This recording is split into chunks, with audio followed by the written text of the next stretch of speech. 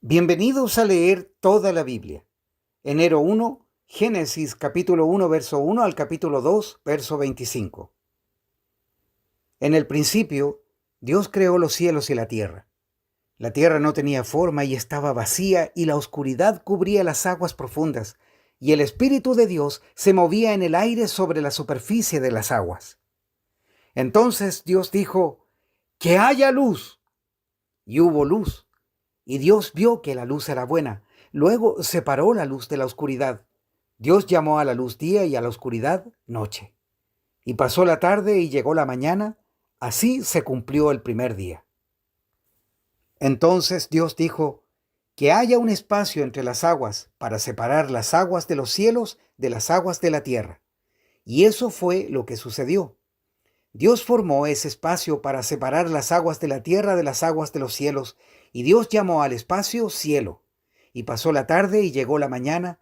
Así se cumplió el segundo día.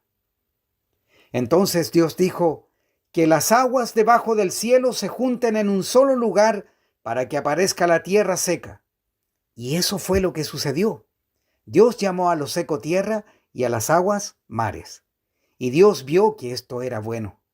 Después Dios dijo: «Que de la tierra brote vegetación, toda clase de plantas con semillas y árboles que den frutos con semillas.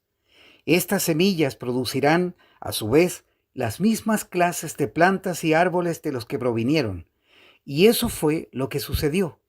La tierra produjo vegetación, toda clase de plantas con semillas y árboles que dan frutos con semillas. Las semillas produjeron plantas y árboles de la misma clase.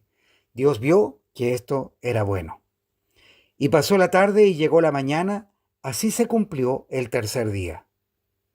Entonces Dios dijo: «Que aparezcan luces en el cielo para separar el día de la noche, que sean señales para que marquen las estaciones, los días y los años. Que esas luces en el cielo brillen sobre la tierra». Y eso fue lo que sucedió.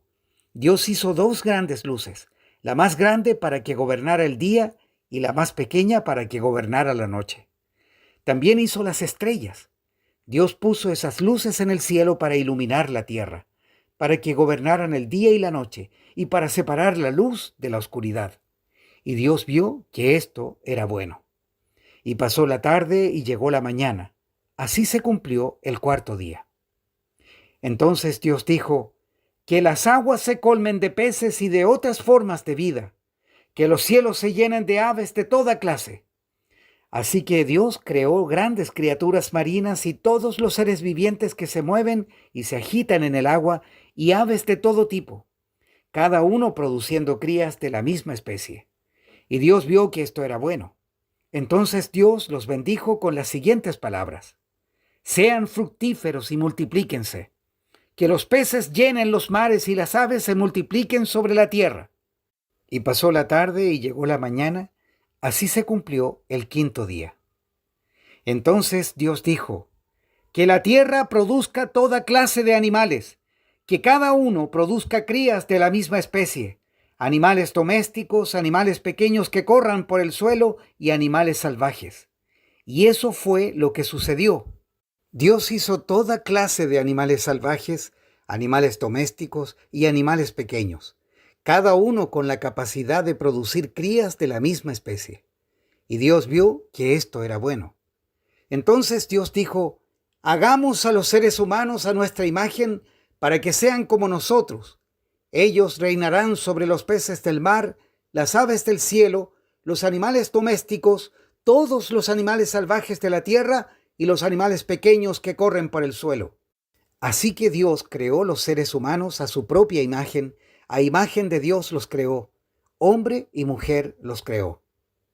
Luego Dios los bendijo con las siguientes palabras: «Sean fructíferos y multiplíquense, llenen la tierra y gobiernen sobre ella. Reinen sobre los peces del mar, las aves del cielo y todos los animales que corren por el suelo». Entonces Dios dijo: «Miren, les he dado todas las plantas con semilla que hay sobre la tierra y todos los árboles frutales para que les sirvan de alimento. Y he dado toda planta verde como alimento para todos los animales salvajes, para las aves del cielo y para los animales pequeños que corren por el suelo, es decir, para todo lo que tiene vida. Y eso fue lo que sucedió. Entonces Dios miró todo lo que había hecho y vio que era muy bueno. Y pasó la tarde y llegó la mañana, así se cumplió el sexto día. Así quedó terminada la creación de los cielos y de la tierra y de todo lo que hay en ellos. Cuando llegó el séptimo día, Dios ya había terminado su obra de creación y descansó de toda su labor. Dios bendijo el séptimo día y lo declaró santo, porque ese fue el día en que descansó de toda su obra de creación. Cuando el Señor Dios hizo la tierra y los cielos, no crecían en ella plantas salvajes ni grano, porque el Señor Dios aún no había enviado lluvia para regar la tierra, ni había personas que las cultivaran. En cambio, del suelo brotaban manantiales que regaban toda la tierra. Luego el Señor Dios formó al hombre del polvo de la tierra. Sopló aliento de vida en la nariz del hombre, y el hombre se convirtió en un ser viviente. Después, el Señor Dios plantó un huerto en Edén, en el oriente, y allí puso al hombre que había formado. El Señor Dios hizo que crecieran del suelo toda clase de árboles, árboles hermosos y que daban frutos deliciosos. En medio del huerto puso el árbol de la vida y el árbol del conocimiento del bien y del mal. Un río salía de la tierra del Edén que regaba el huerto y después se dividía en 4 ramales. El primero, llamado Pisón, rodeaba toda la tierra de Havila, donde hay oro. El oro de esa tierra es excepcionalmente puro. También se encuentran allí resinas aromáticas y piedras de ónice. El segundo, llamado Gihón, rodeaba toda la tierra de Cus. El tercero, llamado Tigris, corría al oriente de la tierra de Asiria. El cuarto se llama Éufrates. El Señor Dios puso al hombre en el jardín de Edén para que se ocupara de él y lo custodiara. Pero el Señor Dios le advirtió: puedes comer libremente del fruto de cualquier árbol del huerto, excepto del árbol del conocimiento del bien y del mal. Si comes de su fruto, sin duda morirás. Después el Señor Dios dijo: no es bueno que el hombre esté solo. Haré una ayuda ideal para él. Entonces el Señor Dios formó de la tierra todos los animales salvajes y todas las aves del cielo. Los puso frente al hombre para ver cómo los llamaría, y el hombre escogió un nombre para cada uno de ellos. Puso nombre a todos los animales domésticos, a todas las aves del cielo y a todos los animales salvajes, pero aún no había una ayuda ideal para él. Entonces el Señor Dios hizo que el hombre cayera en un profundo sueño. Mientras el hombre dormía, el Señor Dios le sacó una de sus costillas y cerró la abertura. Entonces el Señor Dios hizo de la costilla a una mujer y la presentó al hombre. ¡Al fin!, exclamó el hombre. «Esta es hueso de mis huesos y carne de mi carne. Ella será llamada mujer, porque fue tomada del hombre». Esto explica por qué el hombre deja a su padre y a su madre y se une a su esposa, y los dos se convierten en uno solo. Ahora bien, el hombre y su esposa estaban desnudos, pero no sentían vergüenza. Mateo capítulo 1, verso 1 al capítulo 2, verso 12. El siguiente es un registro de los antepasados de Jesús el Mesías, descendiente de David y de Abraham. Abraham fue el padre de Isaac. Isaac fue el padre de Jacob. Jacob fue el padre de Judá y de sus hermanos. Judá fue el padre de Fares y de Zara, la madre fue Tamar. Fares fue el padre de Esrom. Esrom fue el padre de Ram. Ram fue el padre de Aminadab. Aminadab fue el padre de Naasón. Naasón fue el padre de Salmón. Salmón fue el padre de Boz, su madre fue Rahab. Boz fue el padre de Obed, su madre fue Ruth.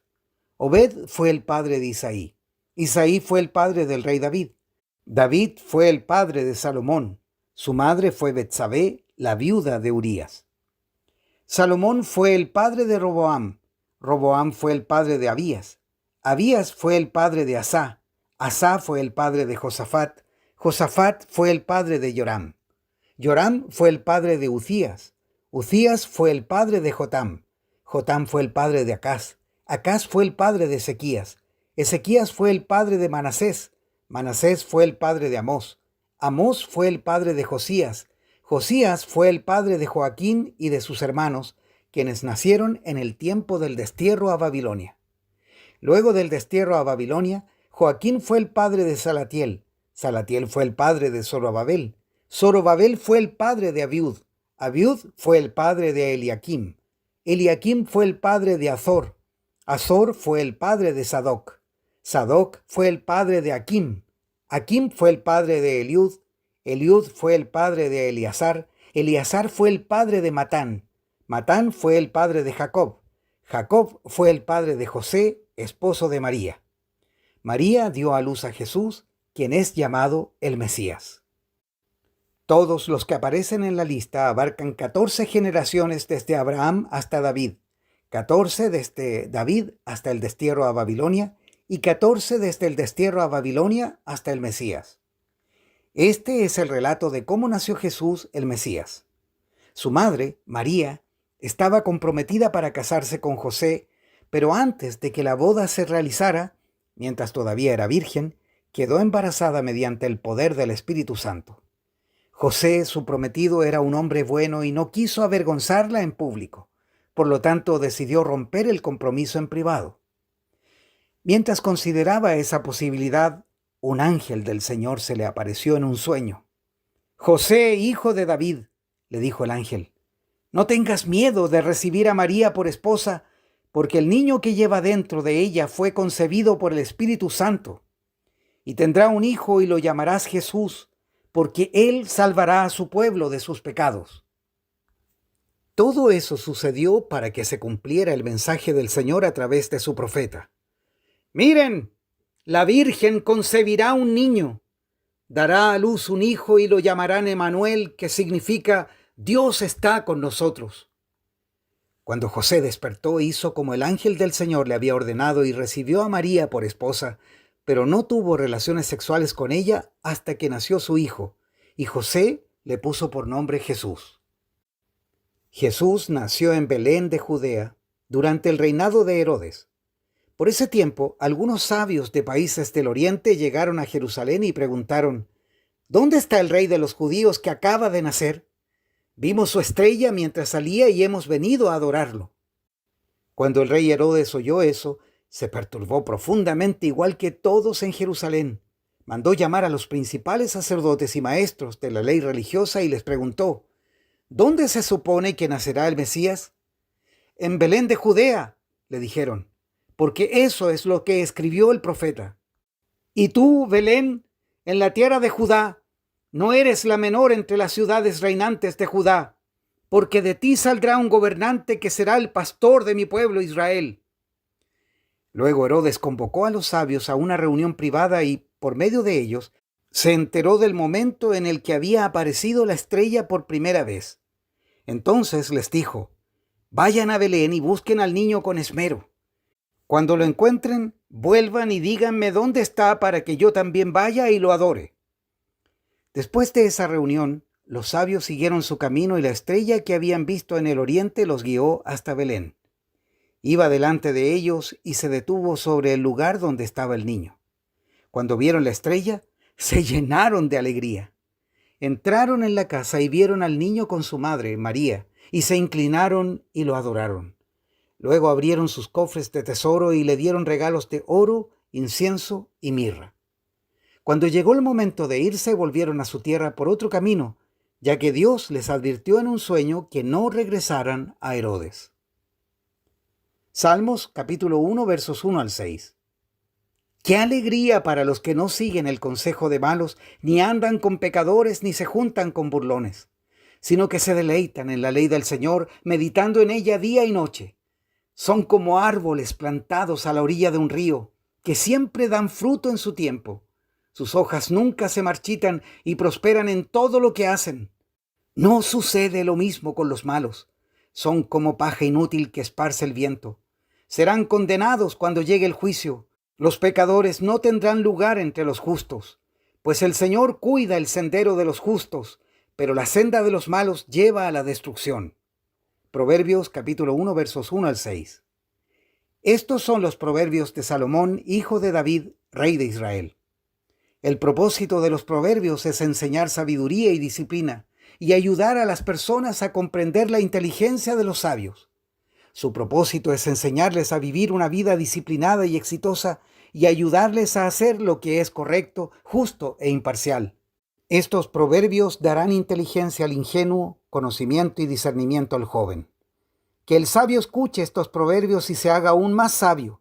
Que los que tienen entendimiento reciban dirección al estudiar el significado de estos proverbios y estas parábolas, las palabras de los sabios y sus enigmas. Hasta aquí la lectura de hoy.